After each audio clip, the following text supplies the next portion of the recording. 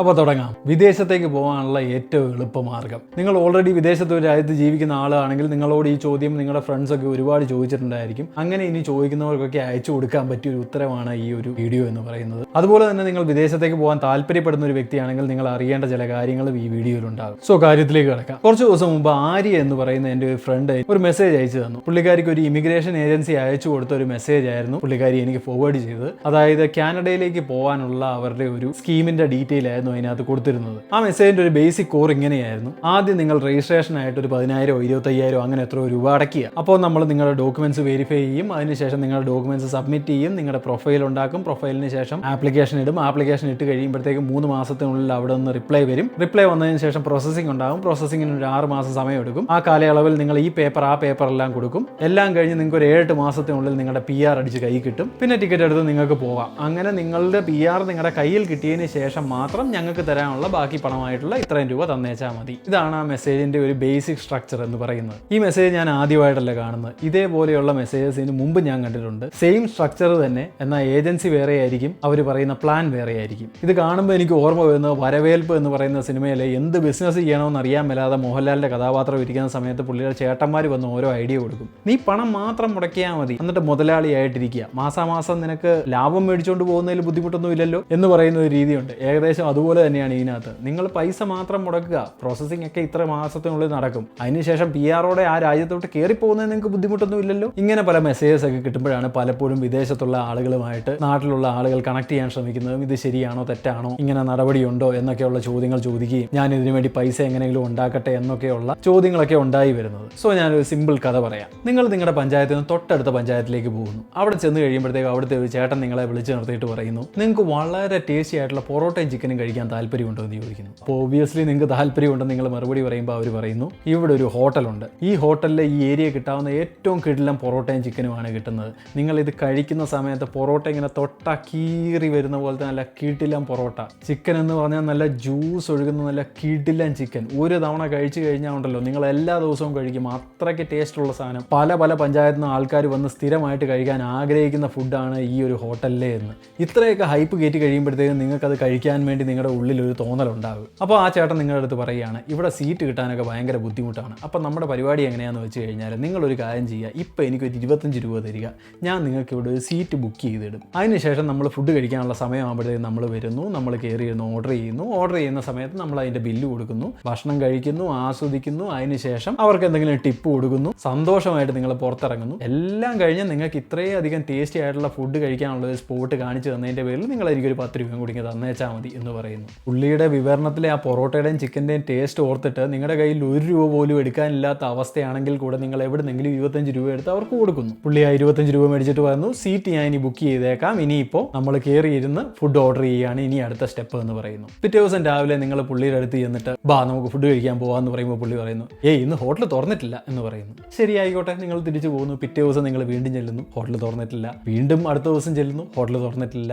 ഒരാഴ്ചയായി, 1 മാസമായി, 2 മാസമായി, 3 മാസമായിട്ടും ഹോട്ടൽ തുറക്കുന്നില്ല. അപ്പം നിങ്ങൾ ഈ ചേട്ടനോട് ചോദിക്കും, ചേട്ടാ നിങ്ങളല്ലേ പറഞ്ഞ നല്ല ടേസ്റ്റി ആയിട്ടുള്ള പൊറോട്ടയും ചിക്കനും ഈ കടയിൽ കിട്ടും, അത് മേടിച്ച് തരാമെന്ന് പറഞ്ഞിട്ടില്ലേ നിങ്ങൾ എൻ്റെ 25 രൂപ മേടിച്ചതെന്ന് ചോദിക്കുമ്പോൾ പുള്ളി പറയും, അതെ, ഏറ്റവും ടേസ്റ്റി ആയിട്ടുള്ള പൊറോട്ടയും ചിക്കനും കിട്ടുന്ന ഹോട്ടലാണിത്. പക്ഷെ ഹോട്ടൽ തുറക്കാത്ത എൻ്റെ കുറ്റമല്ലല്ലോ. തുറന്നു കഴിഞ്ഞാൽ നമ്മൾ നേരെ പോയിരിക്കുന്നു, ഫുഡ് ഓർഡർ ചെയ്യുന്നു, അപ്പം നമ്മൾ പൈസ കൊടുക്കുന്നു, ഫുഡ് ആസ്വദിച്ച് കഴിക്കുന്നു, അതിനുശേഷം അവർക്ക് ടിപ്പ് കൊടുക്കുന്നു. എല്ലാം കഴിഞ്ഞതിന് ശേഷം മാത്രം നിങ്ങൾ എനിക്ക് 10 രൂപ തന്നേച്ചാൽ മതി എന്ന് പറയുന്നു. ചില ആളുകൾ എന്ത് ചെയ്യും, നിങ്ങളുടെ പൊറോട്ട ഇറച്ചി ഞങ്ങൾക്ക് വേണ്ട, ഒരു കാര്യം ചെയ്യാൻ 25 തിരിച്ചു തന്നേക്കെന്ന് പറയുമ്പോൾ പുള്ളി പറയും, അയ്യോ അത് പറ്റില്ല, അത് നിങ്ങൾ ആദ്യമേ ഞാൻ കോൺട്രാക്ട് നിങ്ങളടുത്ത് പറഞ്ഞതാണ്, സീറ്റ് ബുക്ക് ചെയ്യാനുള്ള 25 രൂപ പിന്നെ തിരിച്ചു ചോദിക്കരുതെന്ന് ആദ്യമേ പറഞ്ഞതാണെന്ന് പറയും. ചില ആളുകൾ ആ 25 അങ്ങ് ഉപേക്ഷിക്കും. ഇനി ഏതെങ്കിലും കാലത്ത് ഇയാൾ വിളിച്ച് ഈ ഹോട്ടലിൽ നിന്ന് ഫുഡ് തരുന്നെങ്കിൽ തരട്ടെ എന്ന് പറഞ്ഞിട്ട് ഉപേക്ഷിച്ചങ്ങ് പോകും. ചില ആളുകൾ ഈ ആൾ നമ്മളോട് പറഞ്ഞ കാര്യം സത്യമാണോ എന്ന് അന്വേഷിക്കും. ചിലപ്പോൾ അങ്ങ് അന്വേഷിക്കുമ്പോഴായിരിക്കും നമ്മൾ അറിയുന്നത് ഈ ഹോട്ടലിൽ പറയുന്ന പോലെ നല്ല ടേസ്റ്റി ആയിട്ടുള്ള ചിക്കനും പൊറോട്ടയും എല്ലാം വിറ്റിരുന്നതാണ്. പക്ഷേ ഈ ഹോട്ടൽ പൂട്ടിപ്പോയി, ഇനി ഈ ഹോട്ടൽ തുറക്കാൻ ഒരു സാധ്യതയില്ല. പക്ഷെ ഒരു ഹോട്ടൽ പൂട്ടി പോകുമ്പോൾ ആ ഹോട്ടലുകാരൻ ഒരിക്കലും ആ സ്ഥിരം കസ്റ്റമേഴ്സിന്റെ അടുത്ത് എന്നിട്ട് എൻ്റെ ഹോട്ടൽ പൂട്ടിയേ, ഇനി ഞാൻ തുറക്കാൻ പോകുന്നില്ലേ എന്ന് പറയുകയില്ല. അല്ലെങ്കിൽ കടയുടെ മുമ്പിൽ ഇനി ഈ ഹോട്ടൽ തുറക്കില്ല എന്നൊരു ബോർഡ് വെക്കില്ല. അല്ലെങ്കിൽ പത്രത്തിലൊരു പരസ്യം കൊടുക്കില്ല, എൻ്റെ ഹോട്ടൽ പൂട്ടിപ്പോയിരിക്കുന്നു, ഇനി ആരും ഇങ്ങോട്ട് വരണ്ട എന്ന് പറഞ്ഞൊരു പരസ്യം കൊടുക്കില്ല. പക്ഷെ നമുക്കെല്ലാം അറിയാം ആ ഹോട്ടലിന് തുറക്കാൻ പോകുന്നില്ല എന്ന്.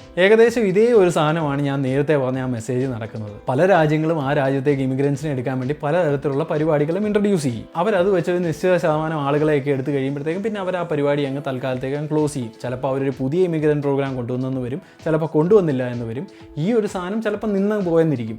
നിന്ന് പോയതിനെ ഇവർ അനൗൺസ് ചെയ്യാൻ പോകുന്നില്ല. ഈ സാധനം ഇനി ഞങ്ങൾ എടുക്കുന്നില്ല കേട്ടോ, ഇനി ഈ പരിപാടി ഇല്ല കേട്ടോ എന്ന് പറയാൻ പോകുന്നില്ല. അപ്പോൾ അതുപോലെ നിന്ന് പോയിട്ടുള്ള ഇനി റീസ്റ്റാർട്ട് ചെയ്യാൻ 99.99% പോലും സാധ്യതയില്ലാത്ത ചില പ്ലാനുകൾ പറഞ്ഞിട്ടായിരിക്കും പലരും നിങ്ങളുടെ അടുത്ത് ഈ കാശ് മേടിക്കുന്നത്. ബേസിക്കലി അവർ നിങ്ങളോട് കള്ളം ഒന്നും പറയുന്നില്ല. ഈ പ്രോഗ്രാം റീസ്റ്റാർട്ട് ചെയ്ത് കഴിഞ്ഞാൽ ഇങ്ങനെയുള്ള സമയത്തിനുള്ളിൽ ഇത്ര പൈസ മുടക്കി കഴിഞ്ഞാൽ നിങ്ങൾക്ക് അവിടെ പോകാമെന്ന് പറയുന്ന സത്യമാണ്. പക്ഷേ ആ പ്രോഗ്രാം ഇനി ഒരിക്കലും തുറക്കാൻ പോകുന്നില്ല. അതുകൊണ്ട് തന്നെ നിങ്ങൾ അവരെ ചോദ്യം ചെയ്യാൻ പോയി കഴിഞ്ഞാൽ അവർ പറയും ഇതിങ്ങനെയാണ് ഇതിന്റെ സ്ട്രക്ചർ, ഇപ്പോൾ അവരിത് വിളിക്കുന്നില്ല, എന്തുകൊണ്ടാണ് വിളിക്കാത്തതെന്ന് ഞങ്ങൾക്ക് അറിയത്തില്ല. എന്ന് വിളിക്കുന്നോ അന്ന് ഇത് കൃത്യമായിട്ട് നടത്തിയിരിക്കും. അതിനുവേണ്ടിയാണ് നിങ്ങളോട് ഇവർ രജിസ്റ്റർ ചെയ്യാൻ പറഞ്ഞത്. ചില ആളുകൾ ആ പൈസ ഉപേക്ഷിക്കും, ചില ആളുകൾ എന്നെങ്കിലും അവിടുന്ന് ഒരു വിളി വരുമെന്ന് പറഞ്ഞ് പ്രതീക്ഷിച്ചിരിക്കും, ചില ആളുകൾ തർക്കിക്കാൻ പോകും, എന്നാൽ അത് കിട്ടാനൊന്നും പോകുന്നില്ല. നിങ്ങൾ നിങ്ങളുടെ രാജ്യത്ത് നിന്ന് മറ്റൊരു രാജ്യത്തേക്ക് പോകാൻ താല്പര്യപ്പെടുന്നുണ്ടെങ്കിൽ അതിന്റെ ഏറ്റവും വലിയ ഉത്തരവാദിത്വം എന്ന് പറയുന്നത് നിങ്ങൾ എന്ന് പറയുന്ന വ്യക്തിക്ക് മാത്രമാണ്. അതുകൊണ്ട് പൈസ കൊടുത്തു കഴിഞ്ഞാൽ എനിക്ക് വേണ്ട ബാക്കി കാര്യങ്ങളെല്ലാം കൃത്യമായിട്ട് ആരെങ്കിലും ചെയ്തു തന്നോളുമെന്ന് നമ്മൾ വിചാരിക്കുന്നുണ്ടെങ്കിൽ അവിടെയാണ് നിങ്ങളുടെ ഒന്നാമത്തെ തെറ്റ് എന്ന് പറയുന്നത്. നിങ്ങൾ ഒരു രാജ്യത്തേക്ക് പോകാൻ ഉദ്ദേശിക്കുന്നുണ്ടെങ്കിൽ അവിടേക്ക് പോകാൻ സാധ്യതയായിട്ടുള്ള മാർഗ്ഗങ്ങൾ എങ്ങനെയാണ്, അതിൻ്റെ പ്രോഗ്രാംസ് എന്തൊക്കെയാണ്, അതിനെന്തൊക്കെ ചെയ്യണം, എന്തൊക്കെ ക്വാളിഫിക്കേഷൻസ് വേണം എന്നുള്ള കാര്യങ്ങളൊക്കെ വളരെ ഡീറ്റെയിൽഡ് ആയിട്ട് അന്വേഷിച്ച് അറിയുക എന്ന് പറയുന്നത് നിങ്ങളുടെ മാത്രം ഉത്തരവാദിത്തമാണ്. ഒന്ന് ആലോചിച്ച് നോക്കിയാൽ സ്വന്തം നാട്ടിൽ എല്ലാവരും രാജാവാണ്. ഈ രാജാവായിട്ട് ജീവിക്കുന്ന സ്ഥലത്ത് നിന്ന് മറ്റൊരു സ്ഥലത്തേക്ക് സ്വന്തക്കാരെ ഇഷ്ടപ്പെട്ടവരെ എല്ലാം ഉപേക്ഷിച്ചിട്ട് ഒരു മനുഷ്യൻ പോകാൻ താല്പര്യപ്പെടുന്നത് എപ്പോഴാണ്? എൻ്റെ പ്രൊഫഷന് അല്ലെങ്കിൽ എൻ്റെ ഒരു അവസ്ഥയ്ക്ക് ഞാൻ മറ്റൊരു രാജ്യത്ത് പോയി ഒരു കാര്യം ചെയ്യുകയാണെങ്കിൽ കുറച്ചും കൂടെ ബെറ്റർ ആയിരിക്കും എന്നുള്ള തോന്നലുള്ളപ്പോൾ മാത്രമാണ് നല്ലൊരു ശതമാനം ആളുകളും രാജ്യം വിടാൻ തീരുമാനിക്കുന്നത്. അങ്ങനെ ഒരു ഡെസ്പറേറ്റ് ആയിട്ടുള്ള മനസ്സുമായിട്ടിരിക്കുന്ന ഒരു വ്യക്തി ആ ആളുടെ അടുത്ത് മറ്റൊരാൾ വന്നിട്ട് നിങ്ങൾ ഇങ്ങോട്ട് പോയാൽ ഇത്ര ഗുണങ്ങളുണ്ട്, ഇങ്ങനെ ഗുണങ്ങളുണ്ട്, ഇത്ര പെട്ടെന്ന് നടക്കുമെന്ന് പറഞ്ഞാൽ അതിൻ്റെ അകത്തെ നല്ല കാര്യങ്ങൾ മാത്രമേ അവരുടെ തലയിലേക്ക് കയറത്തുള്ളൂ. അതിൻ്റെ അകത്ത് എന്തൊക്കെ ഹേർഡിൽസ് ഉണ്ട്, എന്തൊക്കെ ബുദ്ധിമുട്ടുണ്ടാകാം എന്നുള്ളതിനെ കുറിച്ചൊക്കെ ചിന്തിക്കാൻ സാധിച്ചു എന്ന് വരില്ല. അതുകൊണ്ട് തന്നെ നിങ്ങൾ അങ്ങനെ ഒരു കാര്യം ചെയ്യാൻ ഉദ്ദേശിക്കുന്നുണ്ടെങ്കിൽ അതിനെക്കുറിച്ചുള്ള മാക്സിമം ഡീറ്റെയിൽസ് പഠിക്കുക എന്നുള്ളത് നിങ്ങളുടെ മാത്രം ഉത്തരവാദിത്തമാണ്. ഒരു എക്സാമ്പിൾ ആലോചിച്ച് നോക്കി, നിങ്ങളൊരു സെക്കൻഡ് ഹാൻഡ് വണ്ടി മേടിക്കാൻ പോവുകയാണെങ്കിൽ നിങ്ങൾ എന്താ ചെയ്യുന്നത്? നേരെ അങ്ങോട്ട് ചെന്നേച്ച് ഈ വണ്ടി കൊള്ളാം, നല്ല രസമുണ്ടെന്ന് പറഞ്ഞ് വണ്ടി മേടിച്ചുകൊണ്ട് വരികയാണോ ചെയ്യുന്നത്? അല്ല. നല്ല എക്സ്പീരിയൻസ് ആയിട്ടുള്ള ഒരു മെക്കാനിക്കിനെ അല്ലെങ്കിൽ വണ്ടികളെക്കുറിച്ച് അറിയാവുന്ന നിങ്ങളുടെ ഒരു സുഹൃത്തിനെ നിങ്ങൾ കൂടെ കൊണ്ടുപോകും. ഈ വണ്ടി നോക്കിക്കും, അവരതിനകത്ത് കയറി വണ്ടി സ്റ്റാർട്ടാക്കി നോക്കും, അടി നോക്കും, ബോണറ്റ് പൊക്കി നോക്കും, ഇടിച്ചിട്ടുണ്ടോ എന്ന് നോക്കും, എന്തെങ്കിലും പാർട്സ് മാറ്റി വെച്ചിട്ടുണ്ടോ എന്ന് നോക്കും. എല്ലാം നോക്കിയതിന് ശേഷം അവർ പറയും ഈ വണ്ടി നിനക്ക് വർത്താണോ, ഈ പറയുന്ന വില അതിന് അനുയോജ്യമായിട്ടുള്ളതാണോ, നീ ഈ വണ്ടി മേടിച്ച് കഴിഞ്ഞാൽ നിനക്ക് ഇഷ്ടമുള്ള അത്രയും കാലവും നന്നായിട്ട് ഓടിച്ചുകൊണ്ട് പോകാൻ പറ്റുമോ, നിൻ്റെ ഇപ്പോഴത്തെ ആവശ്യത്തിന് ഇത് അനുയോജ്യമാണോ എന്നൊക്കെയുള്ള കാര്യങ്ങൾ ഈ എക്സ്പേർട്ട് പറഞ്ഞു തരും. ഒരു വണ്ടി മേടിക്കുമ്പോൾ നമ്മൾ ഇത്രയും കാര്യങ്ങൾ ശ്രദ്ധിക്കുന്നുണ്ടെങ്കിൽ നമ്മുടെ ഭാവി നിർണ്ണയിക്കുന്നതിൽ ഏറ്റവും പ്രധാനപ്പെട്ട ഒരു കാര്യം ചെയ്യുമ്പോൾ നമ്മളിങ്ങനെ ഒരു വശത്തുനിന്ന് കേൾക്കുന്ന കാര്യങ്ങൾ മാത്രം വെച്ചിട്ട് ഒരു തീരുമാനം എടുക്കുന്നത് ശരിയാണോ? നിങ്ങളുടെ അടുത്ത് ഒരാൾ ഇതുപോലൊരു വിദേശ രാജ്യത്തേക്ക് പോകാനുള്ള ഇങ്ങനത്തെ ഒരു ഓഫർ ഉണ്ട് എന്ന് പറഞ്ഞു കഴിഞ്ഞാൽ നിങ്ങൾ ആ രാജ്യത്തുള്ള നിങ്ങളുടെ ഏതെങ്കിലും ഒരു സുഹൃത്തിൻ്റെ അഭിപ്രായം തേടുക, അവരെ ഫോൺ വിളിക്കുക, അവരോട് സംസാരിക്കുക, അവരെ കൊണ്ട് നിങ്ങളെ പുറത്തു പോകാൻ സഹായിക്കാമെന്ന് പറഞ്ഞ് വ്യക്തിയോട് സംസാരിപ്പിക്കുക. ഈ ഒരു പ്രോഗ്രാമിനെ കുറിച്ച് നിങ്ങൾക്കറിയാവുന്ന നോളജും നിങ്ങളുടെ സുഹൃത്തിന് അറിയാവുന്ന എക്സ്പീരിയൻസും കൂടെ കൂട്ടി വെച്ച് ഇതിന് പൈസ മുടക്കുന്നത് നന്നായിരിക്കുമോ ഇല്ലയോ എന്നുള്ള കാര്യം നിങ്ങൾക്ക് മനസ്സിലാക്കാൻ സാധിക്കും. ചില ആളുകളുണ്ട്, അവരൊരു ഏണി കയറി മുകളിൽ ചെന്ന് കഴിഞ്ഞാൽ ആദ്യം ചെയ്യുന്ന ഏണി തള്ളി താഴെ ഇടുക എന്നുള്ളതാണ്. ഇനി വേറെ ഒരു ദണ്ടി ഇങ്ങോട്ട് കയറി വരണ്ട എന്ന് പറയുന്നതാണ്. നിങ്ങളുടെ കൂട്ടുകാരൻ അത്തരത്തിലുള്ള വ്യക്തിയാണെങ്കിൽ അവരുടെ അടുത്ത് അഭിപ്രായം ചോദിക്കണമെന്ന് ഞാൻ പറയില്ല.